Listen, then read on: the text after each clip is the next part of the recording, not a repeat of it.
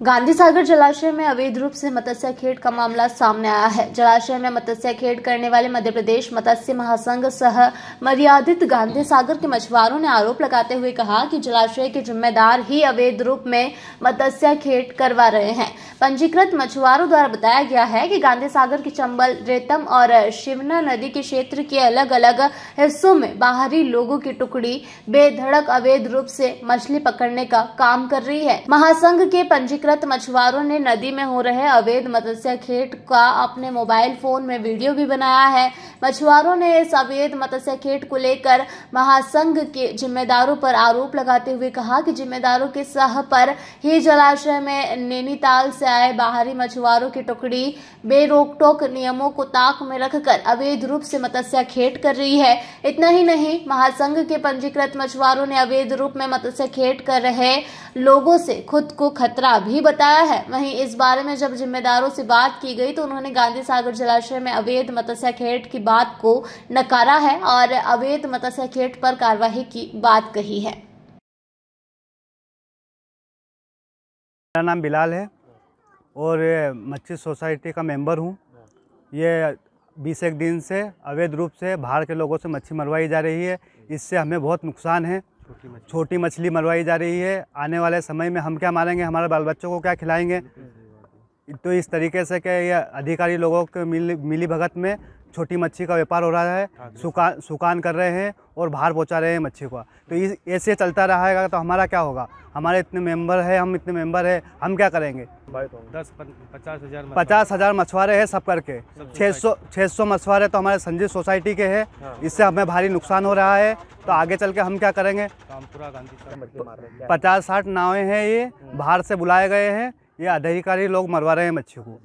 जी, क्या नाम है आपका और किस संघ से आप पूरे घटनाक्रम बताएं, क्या हो रहा है। महमूद नाम है मेरा। हाँ। मैं आज़ाद मत्स्य उद्योग सहकारी समिति का मेंबर हूँ और इसमें मत्स्य मार्केट का काम करता हूँ। अभी हमें ये परेशानी है कि महासंघ की ओर से बाहर से जो लोग बुलाए गए हैं उनसे छोटी छोटी मछली मरवाई जा रही है। और दूसरी बात ये क्या मालूम वो लोग कौन हैं, कैसे हैं। हम रात बिरात को साकेट करते हैं। इसमें क्या हमने ठाकरे साहब से कई बार अपील करी तो उनका कहना ये है कि तुम खुद ही पकड़ लो उनको। तो अब हमारे कने क्या है जो हम उसको पकड़ लें। तो ऐसे स्थिति में अगर कुछ नफ़ा नुकसान अगर हो गया मान लिया तो मेंबरों के साथ, तो इसका जिम्मेदार कौन, स्वयं ठाकरे साहब की जवाबदारी है। क्योंकि हमने उनको बार बार अपील भी की है, उनके पास फ़ोन भी लगाया, वीडियो भी डाल के बताया। तो वीडियो में कहते हैं कि ये तो अवैध खेल रहे हैं, अवैध मार रहे हैं मछली, पकड़ लो आप। तो ये काम पकड़ने का उन लोगों का है कि हम मेंबरों का है। हम तो छोटे से मेंबर हैं, हम जाल नाव से साकेट करते हैं। तो हमें वो नदी में कहीं भी मिल सकते हैं, क्या मालूम वो अपराधी है या मतलब कहाँ से आए हुए हैं। कभी भी दुर्घटनाएं हो सकती है पानी के अंदर, तो इसके जवाबदार ठाकरे साहब रहेंगे। एक अधिक तौर पे छोटी छोटी मछलियों को मार रहे हैं और इन मछलियों को मारने से क्या है, सभी सोसाइटियों को नुकसान है। आने वाले टाइम में ये डैम इसी तरीके से अगर कार्य चलता रहा तो ये डैम खत्म होने की कगार पे आ जाएगा। मछुआरों का क्या होगा फिर, अगर ये इस तरीके से अगर मान लिया जाए अधिकारी लोग ही अगर इस डैम को लुटाने में लग रहे हैं तो इसको संवेरेगा कौन।